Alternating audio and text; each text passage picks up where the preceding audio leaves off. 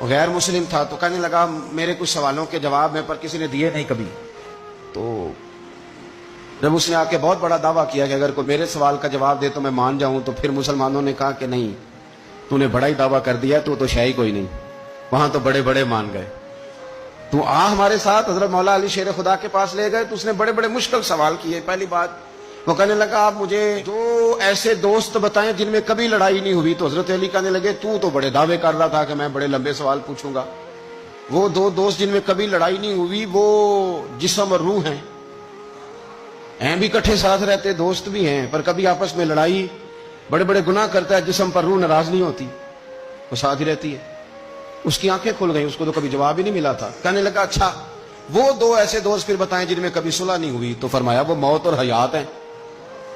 جب موت آتی ہے تو پھر زندگی باقی ان کی صلح نہیں ہو سکتی, اکٹھے رہ ہی نہیں سکتے. اللہ اکبر. وہ کہنے لگا یہ تو کمال ہو گئی. اب وہ ذہن کھل گیا. کہنے لگا جی اور پوچھ لوں. فرمایا تیرا ہی دعویٰ تھا دو پوچھنے, میں تیار ہوں, تو 100 بھی پوچھ. کہنے لگا وہ بی بی جس نے چند لمحوں میں بچہ پیدا کر دیا, فرمایا یہ بھی کوئی مشکل بات ہے. وہ حضرت مریم ہے, 1 منٹ میں حاملہ ہوئی تھی, اگلے منٹ میں اللہ تعالیٰ نے انہیں تھوڑی سی تکلیف سے گزارا اور اگلے منٹ میں حضرت عیسیٰ پیدا ہو گئے. وہ مشکل بات ہے.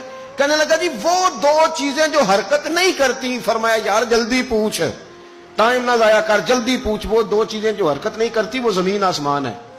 اس نے کہا وہ دو چیزیں جو ٹھہرتی نہیں, فرمایا وہ سورج اور چاند ہے جو حرکت ہی کرتے رہتے. کہنے لگے اچھا وہ بتائیں جی جو کھا تو بڑا کچھ کیا پر پیا اس نے کچھ بھی نہیں.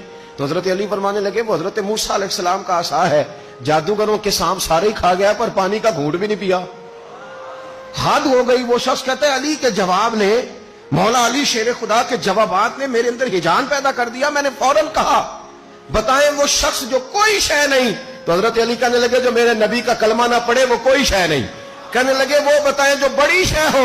فرمایا جو چاہے کہ اس کی عزت کعبے سے بھی زیادہ ہو جائے اور وہ بڑی شے بن جائے تو وہ محمد عربی کا کلمہ پڑھ جائے. کافر کوئی شے نہیں اور مومن ہے بڑی شے. اس نے ہاتھ آگے بڑھایا, کہنے لگا پھر پڑھائیے مجھے بھی کلمہ.